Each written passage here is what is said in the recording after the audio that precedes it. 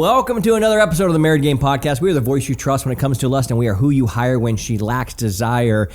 If you've been hearing out there rumors or some say a report, it is true. You want to be able to have a spouse that gives you lots of support.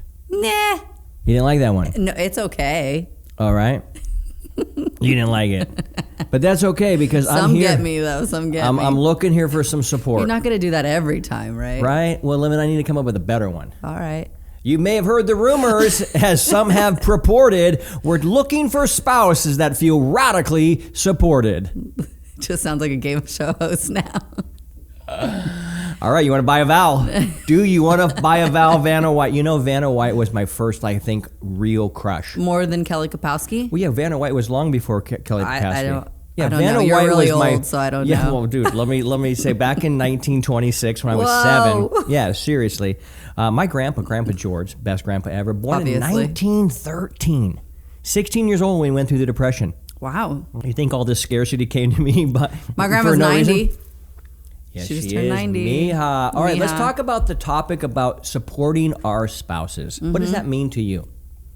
Well, it's being there when obviously you're going through something.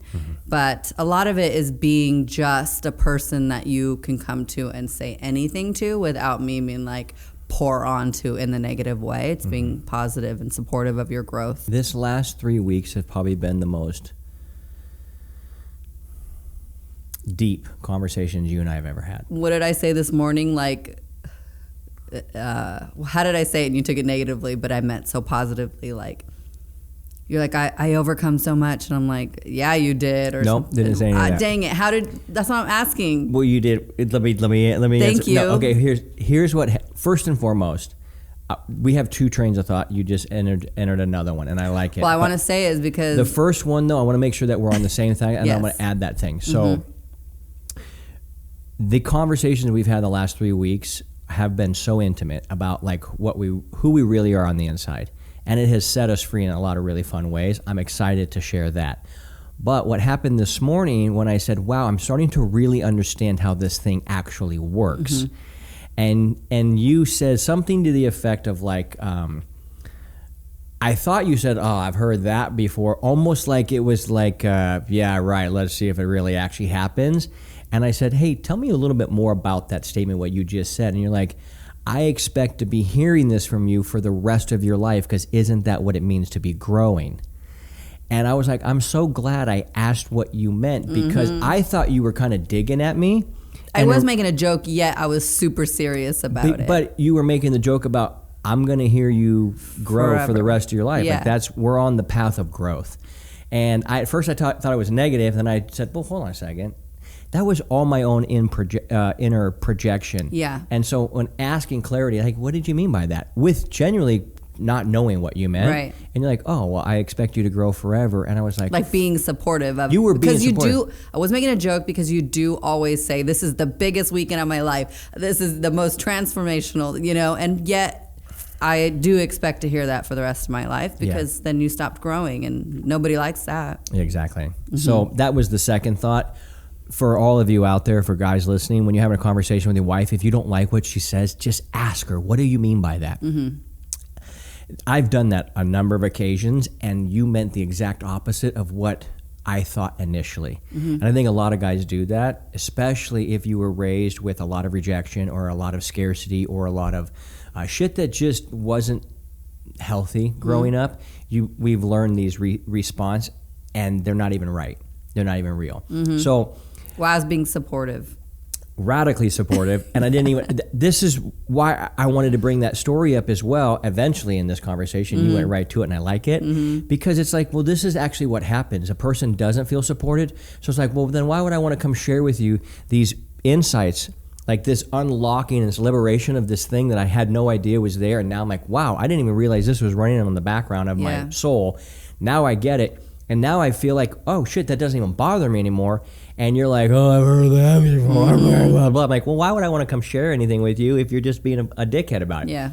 But you weren't. No. That's what the beautiful thing about it is. So here we are, mic awareness, bringing that mic back to the thing. So it's, but the first concept of being supportive, this last 3 weeks, you and I, we have really been able to live out, and I'm excited to report back to our friends here, this intimacy is into me, you see, that breakdown.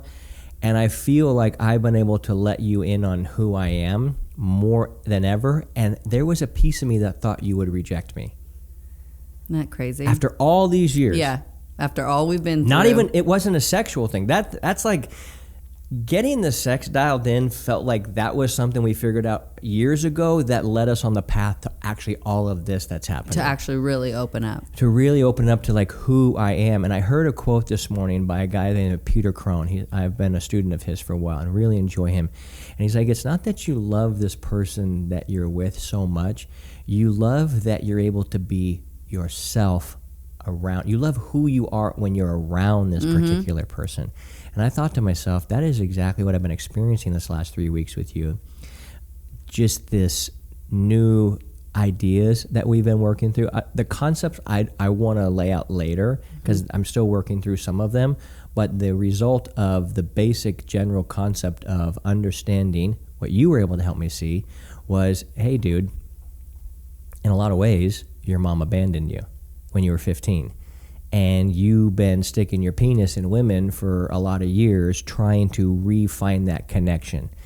And that was like a thought that had never crossed my mind, like ever. That's so crazy to me because I think I've said these things in little ways to you or different ways, but you weren't in who you are to receive it. Yeah. So when I said it again, it was just another way of saying it for me. It wasn't this big revelation for me, but it was for you.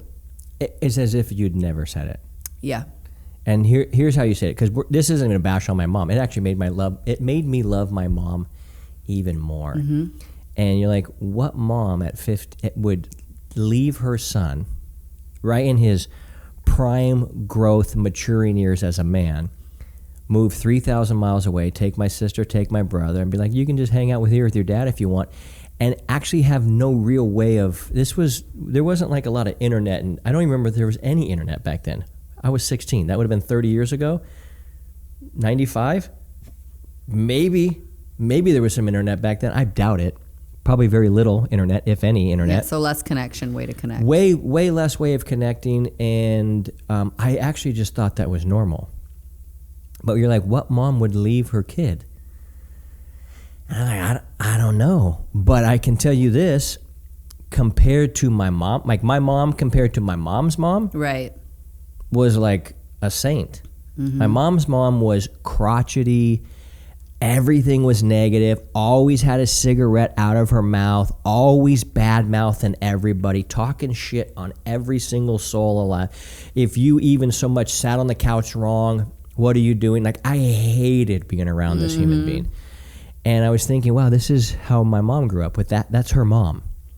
So how far she's come from her mom has been magnificent. And you're not wrong. And it made me just appreciate her so much more. Yeah. And the fact that when you go through this trauma and these things that happen to you as a kid, you don't even know what's happening. No. They shape your coping mechanisms and actually your skill set. And it gave me the skill set of understanding how all this shit works, even though it was me overcoming a pain. And I love that to me felt really redemptive. I love that. So I know that's probably why you're hypersensitive about me momming you in any kind of way. You repel it is because your grandma was like that and your mom was most likely like that. So if I do that to you, like, oh, can you do this before you do it? You're like, nope. Oh, you're going to tell me what to do? Yeah. That's not going to happen. Exactly. Yeah, and you're just trying to be helpful, and you're just so cute, and I just want to push you away. Yeah. Like, why, though? That seems weird. Why would that be? And even in this morning's thinking time for me this morning, there's this... I've come to realize that women have healed me almost more than anybody. There's women in my life, you being the main one. But every season of your life, they were there for a reason. There's these women that have come in, they've put that healing. There's a healingness to the femininity to men. And I was kind of circling back through some of the people that have either brought me great awareness or actually brought an healing touch to me. And I was like, they're all women. Probably even like my mom, as in a mom figure to you. Probably Jovi, as in like a daughter figure to you. Jovi was one of them for sure. Mm-hmm. Yeah, I was like, damn, isn't it funny? A lot of women. I've got all these women in my life that are bringing this healing touch to me. And being with the guys and being a man's man and even being a leader among men and even having guys that run very large movements trust me as like their private confidant and really like, man, a lot of them have said, your words are the only ones I actually trust. It has shaped me as a man, but a lot of the inner work a woman has been at the core of it. You've been at the core of almost all of it. Mm-hmm. And I didn't realize that I needed to receive that, which also is some other concepts I've been working through about rather than being the old soul and having to work so hard for everything to also be this lucky chosen one that just happens to be the guy that has got the downloads and the what do they call them back? Remember in Nintendo, the up down, what are they, cheat codes? Oh yeah. The cheat codes, and be like, yeah. Hey man, you can actually experience this. So I am realizing more and more, the more I open up to you about who I really am and what I really am, it actually sets me free. Mm-hmm. And you've been so accepting of all of it. Like, actually, like, yeah, I know that's you. Being a supportive wife, even though, like, we're on a date and do I want to sit and talk about your abandonment issues? Like, not so much, but that's the time where you want to open up.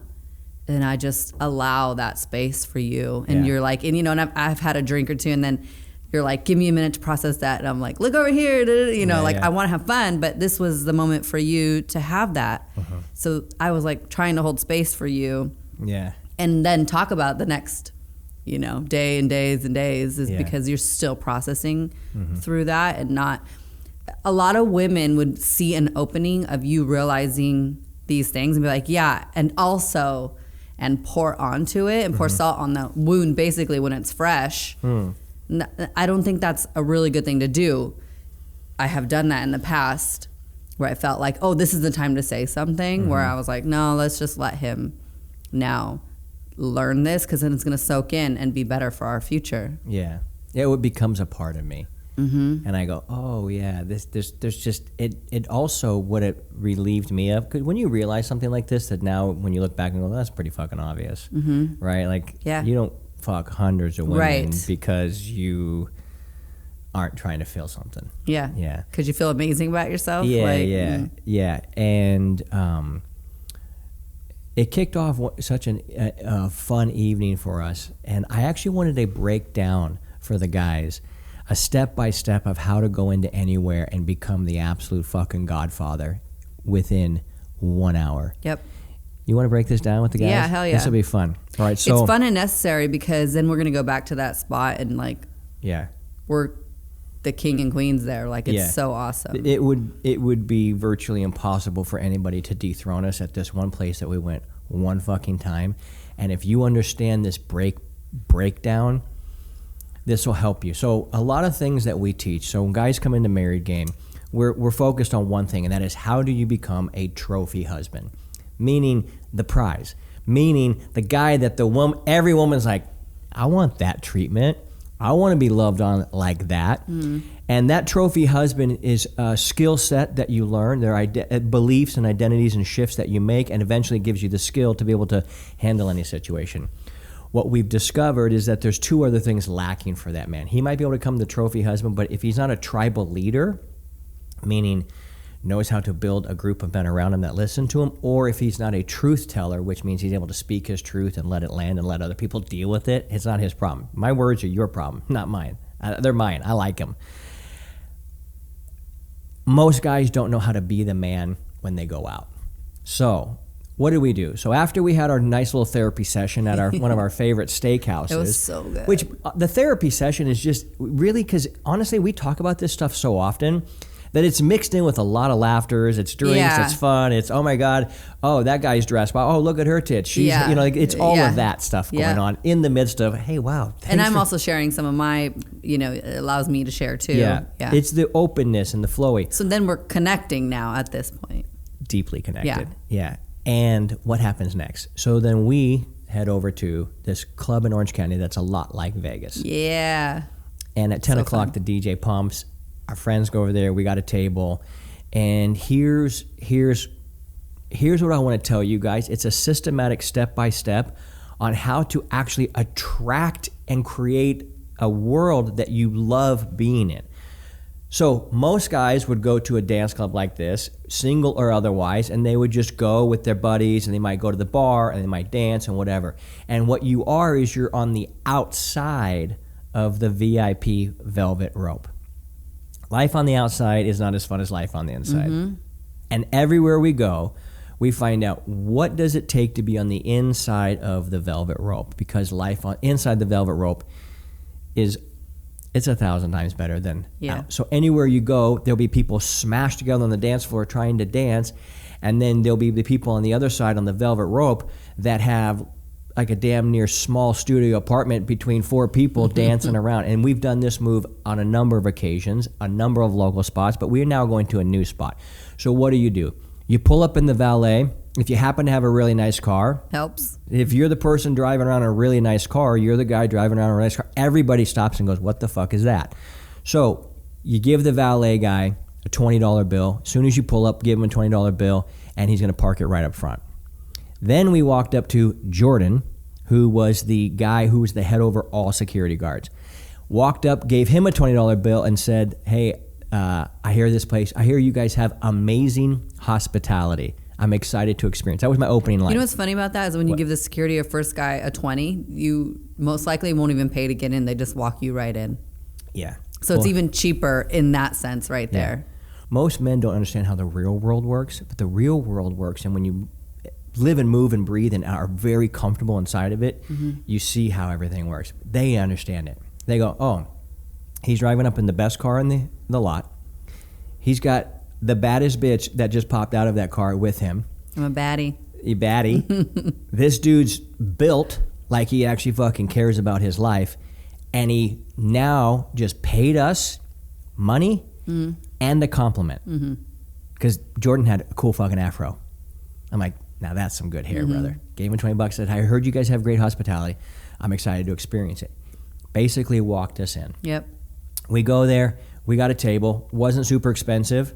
But for 4 of us, everybody's pitching a couple $100. Yeah. I don't even make everybody pitch in a couple $100. My friends are just that way. They don't want anything for free. We all like giving. Anyhow, we go in, they stick us at a table. Then there's an interior security guard named Jimmy. He's a shorter Asian guy, probably about 20 pounds overweight. Cue how you remember the names. Yeah. Very specific. You have to remember these people's names because most people don't treat staff as if they're important. Exactly. I understand that they are the fucking gatekeepers for everything that's going on that you want to be a part of.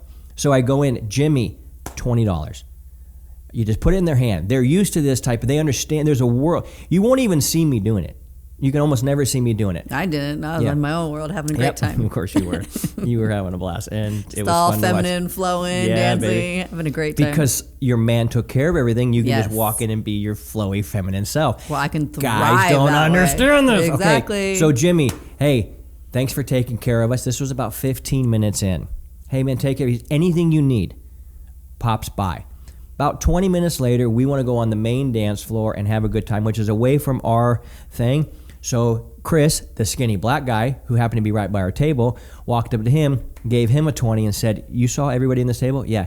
Do you mind making sure nobody comes and grabs our bags or our phones or whatever? No problem. I got you. A big black guy walks by, and I look at him, and I look at skinny Chris, and I go, you can take him. He giggles, he laughs. We're having fun, right? Yeah, I remember their friends. name. Every time I see Jimmy.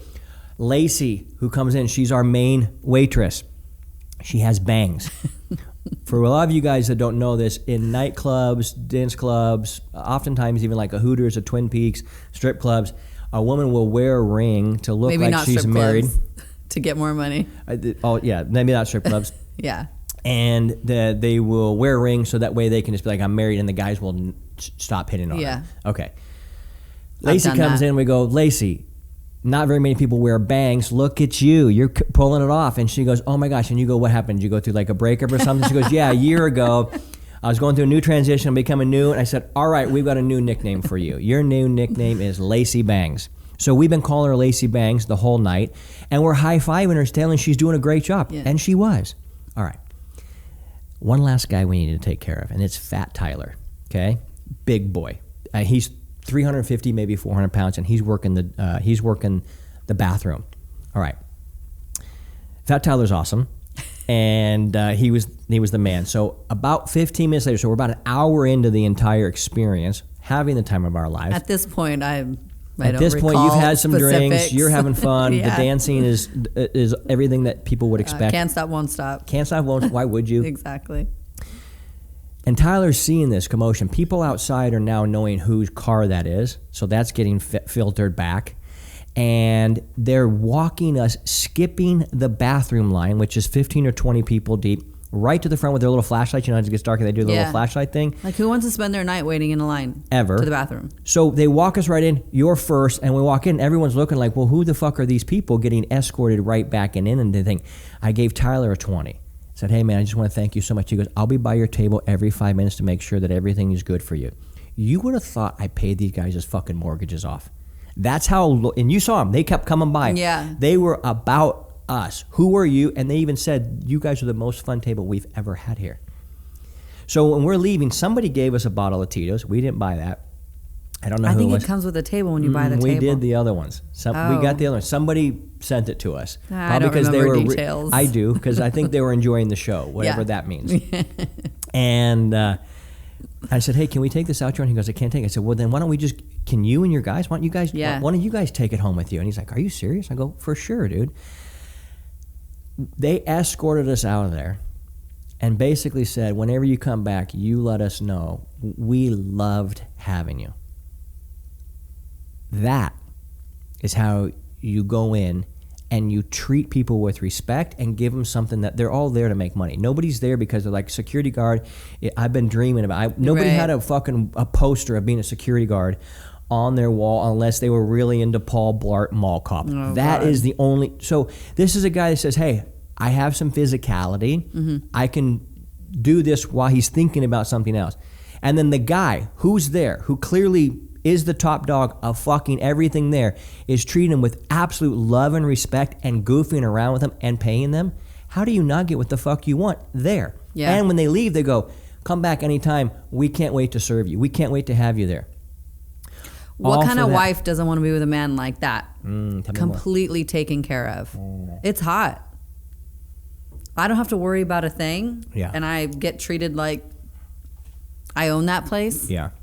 Mm-hmm. And that really, I wish every man could feel that. And every woman can feel that. Yeah, exactly. Mm-hmm. So that's real simple. I'm breaking that down May 1st and 2nd, how to do that in every social scenario, how to understand how it works, so that way if you understand how it works, you actually can be a part of the creation of that. We were able to create some things that made the environment way better for the people that worked there. Also build the people and friends to go with. Yeah. Nobody has that many friends like to want to go and do something with. Yeah. Like, I can't wait to go back and take my girls. Yeah. We're going back. I said, we're going to be back. Yes. That was the step-by-step when you go to a situation, how it's taking care of the staff and treating them as if they were your own staff. Boom. And if you need help with this, we have an actual workshop called the Tribal Leader Workshop, showing you how to do this step by step. You can check that out, reach out to us and ask us. But now let's get into a segment, Kapowski. Are you ready? Are you ready? We've got a new segment today called Love and Logic. How well do you know your wife? Dun, dun, dun. This should be interesting. If Jessie could relive one day with you, which day would she choose? Whoa. Oh my goodness. There's 2 days that are popping up for me. Okay, let me get my answer on that one. Well, I think I need to answer it first to see if I know your wife. But if you say the answer and I'm not going to say the answer. I want to get it in my head. Process. Okay, think it in your press. Okay, I think I have something, so go ahead. Okay.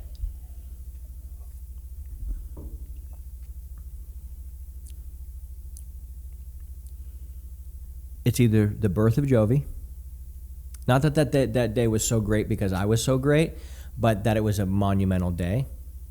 So that's one. So we can eliminate Honestly, that. that's what it was. It is? I swear, that's what I just came up with. Oh, my God. What were you going to say the second one, though? It's probably a good one. The second one is, I was thinking it would probably be a vacation that we did, or some big, might be BNI, big night in. Oh, I got chills. Yeah. Yeah. That's because my brother was there. Yeah. Aww. We went to Vegas. He forgot his ID, so we're like, all right, we're going to do, rather than the big night out, we're like, we're doing the big night in. And we ended up working it out, and it was all good. But so I'd say probably one of those two. Or, but I was going to say the birth of Jovi because I would love for you to be you handling it.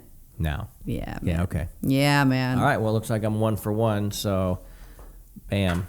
I got you. Thank you. Good thing I can shoot. All right, what makes Jessie feel connected? TNA, baby. She loves that tits and ass. Time and attention. Yes. She loves time and attention, and ultimately, to really feel connected is when I do acts of service without you asking. You just go, oh, that, and oh, wow, that door's quiet. And then you're like, well, Keith did that. Yes. Yeah. That's what really makes me feel connected. Is that right? Yes. What do you think makes me? I don't know if Remember there's when you opened the door for me when Let's I had see if stuff there's in my any hands? husband. Oh, no, this is all about you. So this is all about me on the hot seat. Nah. But do you want to know, what do you want to say what I am? Or can we go, is that another segment? Can we kind of, let's just, yeah. Let's see what you got for me. What do you think makes me feel connected? TNA. Tits and ass. No. But time and a connection, like the way you would like it. Mm-hmm. You do like time together a lot. I like it. Perfect. Mm-hmm. What's one non-negotiable Jessie has in relationships or friendships? What's one non-negotiable? Well, if you happen to be her family, this may not apply because she's really gracious with her family that may not have some of these traits. I love that you say that because I'm gracious the way you learned to be gracious with your mother. Yeah. Because they didn't come from the best. That's why I'm and deep empathy, mm-hmm. and actually she gave me a gift. Right. Your mom's giving you a gift. Mm-hmm. One non-negotiable Jessie has in relationships or friendships. This isn't even actually a non-negotiable. I don't think you actually have. There's some of this non-negotiable or. You're on the right track. I like the way because you will fudge this if you've been with a friend with somebody for a very, very, very long time. The non-negotiable Jessie has is I'm going to call this a preference. You prefer people to put in effort and actually do what they say they're going to do. If they say they're going to show up, they show up. That probably your biggest pet peeve, mine too, is if somebody says they're going to be somewhere and they end up just not doing it and they kind of flake out.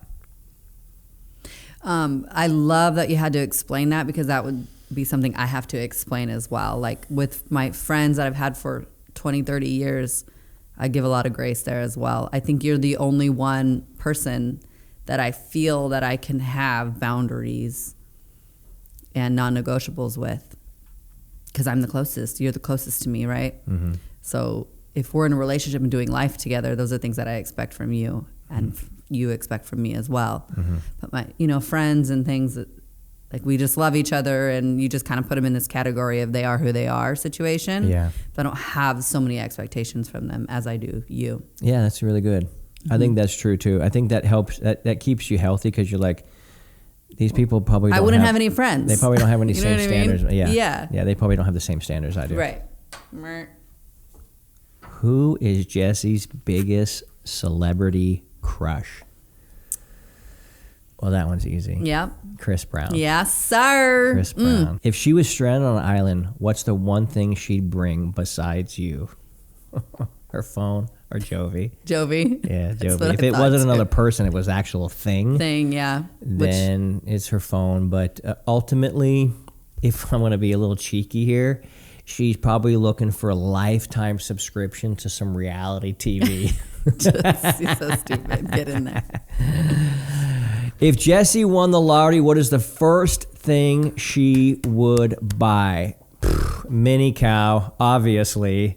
She would buy a big-ass farm that her mom could live on, that she could live on, that it would just be a big... compound for my entire family to move in with me. Yes. Yeah, far enough away where you can't see them, but close enough to where you could four-wheel over and yeah. But to be smarter than that, yes, that is my first thought. But to be smarter than that, maybe an investment property would then where it could be funded by that investment property. I like it. So I'd be smarter than that. But that is ultimately what I would want first thing. Somewhere for my mom to live with us that like she won't get on our nerves. You know what I mean? Mm-hmm. Mm-hmm. Yeah. Just close enough to say hello and get close with her, and close enough for her to be able to walk over to watch Jovi. Exactly. What is Jessie's guilty pleasure? It's reality TV. Yes. Yeah. You said it. That's why I looked at Jordan over there. Oh, you already knew these? Well, I don't know. That's not your handwriting, is it? No. That looks like a girl's handwriting, but it doesn't look like yours. What is Jessie's biggest pet peeve? People saying they're going to be somewhere and they don't show up. Them not Dirty. doing what they say they're going to do. Yeah, that's my biggest pet peeve too. Even when you're late, I'm like, it's so annoying. It's so annoying. It's so annoying, and yet eventually you just realize when you're operating in the world that almost nobody's on time to anything, and so on it's time, just kind of like keeps their word, or they say they're going to do something and they don't, and. All right, what is something that always makes Jessie laugh? Well, this is an always makes Jessie laugh for sure, but so I'm going to say this first thing, which I know is true, but there might be some other true things as well. But 100%, if somebody tries something and like trips, falls, does anything, there you go. Yeah, somebody eats shit doing something, she's going to lose her mind and think, because we all do. That's something that makes everybody else laugh. I'd say what's something that always makes Jessie laugh is that. Wow, you know me so well. See, I'm passing these tests like fucking. You know, it's funny. It's like we do a podcast, like you better. You know what I mean? Yeah. And then lastly, what is Jessie's favorite sexual position? Yeah, that didn't. Obviously, Hagrid. So stupid. All right, that was a fun session. It looks like I know you pretty well. Yeah. Why do you think that is? We talk a lot. We spend a lot of time together. Yeah. Yeah, I'm actually genuinely curious and interested in you. And the more that I open up even my heart to you, and the more I share with you my understanding of how things work, and it's evolving and advancing. It's not that any of the things that we've taught are no longer true. It's just I had to realize those truths in my life fully integrated for me to understand the next thing. By you knowing even just those specific details of how I would even explain them, you explain them exactly how I would even explain, like, makes me feel so seen and so connected. Like, why wouldn't a husband sit and listen to his wife? Or like, if you didn't remember any of those things, I'd be like, what the fuck? Right. Do you even talk to me? You even listen? Like, is it all about you? Those are the things that would run through my head. So basically you and Jordan were just testing me to see if I am even paying attention. Aren't we always testing? Ooh. People test what they want to trust. And when you pass the test, you gain the trust. And when the trust goes up, the lust goes up. I feel so connected right now. See? Oh, is that because you're touching my toes beneath the table? Hey, let's see, can you? There you are. Oh, what are you wearing on those feet? You're so stupid. All right, here we go. So, there you have it. When you come into our world, we're going to show you a couple of things. Number one, how to get this type of connection and how to be open and honest with really who you are. I believe if I've discovered anything as of late, a man can feel like he is who he wants to be and who he's aiming to be in his business. Wants to be who he wants to be and who he's aiming to be in his body. But it's very, very hard for a man to be what he wants to be and go after what he wants in his marriage because he thinks it is dependent upon her agreeing and having to take part in it. And we're realizing this is actually the big cluster function for so many guys. They can't actually be themselves. And the more I reveal who I am, you know what was interesting? What set me free is I don't think about what you think about my dancing, not even one bit. I don't think I'm a better dancer than you. That would be foolish. You've been doing this for a very long time. You don't want to be that stupid, do you? Yeah, I don't want to be crazy. But I am so comfortable in just moving my body. Yeah. You helping me see these things has released that.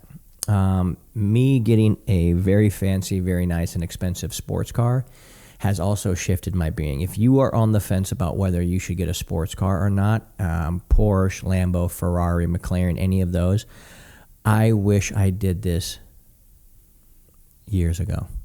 I don't know what I was holding me back. Right. I don't know why. I could have done that so long ago. And fuck, man, I wish I would have. God, that's what women think about getting boobs. Or like, why are they holding out for so long? Like after kids or something, when you actually need them. They're like, why did I wait so long? It is the greatest identity shift ever, because it's an extension of how you see yourself. Yes. And when you see my car, it doesn't look like any other car on the road. It's like, that is fucking Keith. That's totally. It's an expression. This thing about, I don't like being smelly. You don't like me being smelly, and yet when I talked to you the other day and I hugged you because I was going through some stuff and really learning some cool things, and I was coming to you for that healing touch that I know you offer so well and so good. And it was right after the gym. It was right after the gym. I cold plunged my feet. You know what I mean? I was just a smelly ass mess. Probably just ate some beef and cheese. Like I had just eaten my breakfast. Yeah. I was a mess, and I didn't give a fuck. I wasn't like, oh, I wonder if she's gonna hug me if I'm sweaty. I know that under normal circumstances, why would I want to hug you when you're sweaty? I didn't give a fuck. Yeah. I'm like, come here, get on and your I little, can tell. And it didn't matter. It was this being so comfortable in who I am. That's like, I don't care if, and I've been comfortable in my naked body for a very long time and all this type of thing, but just, it was almost like this naked soul that I have in front of you now, and I love it. I'll never go back.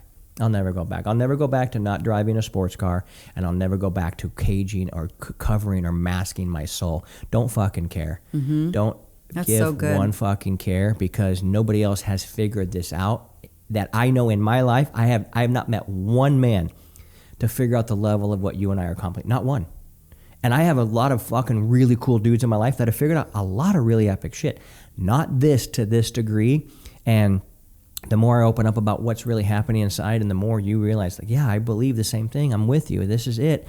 It's just the momentum and the wind, like the sails have opened up and the wind is like, whoo.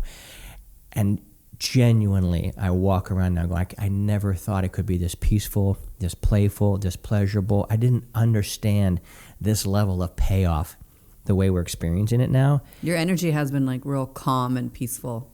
Grounded. I know exactly what's happening now. Yeah. Like I told you this morning, I'm like, I get it. I feel, and the truth of the matter, what I understand is this has nothing to do with me. It has nothing to do with you. This has to do with them. So sharing my story, because, okay, let me ask you a quick question. We share our truth on here, and if somebody gets mad and goes on the internet and says they don't like it, does that genuinely affect you in any way, shape, or form? No. Zero. Doesn't affect me either. So here we are with all the riches a man could ever fucking want in his marriage. Well, what does that do for us? We already have it. We're going to go back out to Mesa and we're going to have a blast. We're going to go drive around in this car forever. We're going to go do, like, that is never going to change for us.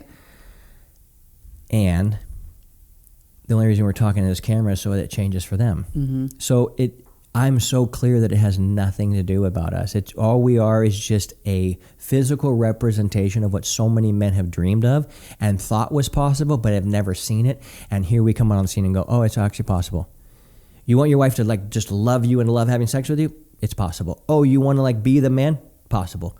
You don't even have to start there. You can actually be insecure and abandoned and all the fucking bullshit that I went through, you probably went through too. I don't even think we're unique in the sense of the stuff we've been through. A lot of people have been through this.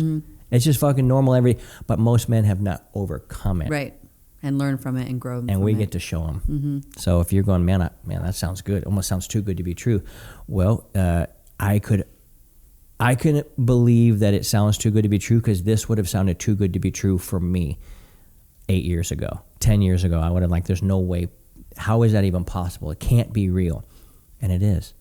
And it can be for you as well. So head to marriedgame.com, and watch a video of her and I breaking some stuff down of the stuff that I did wrong that caused me to be, my mindset to be in the wrong spot, which is causing my belief system to be in the wrong spot, which makes my behaviors, which are just the byproduct of your beliefs and your skill set, ruining everything in my life. And that's probably what's happening for you. if you knew what to do and you understood it and saw how to practically walk it out, it's impossible for it to not work. Let me give you an example of a guy I just gave an example this morning who just recently came into our program.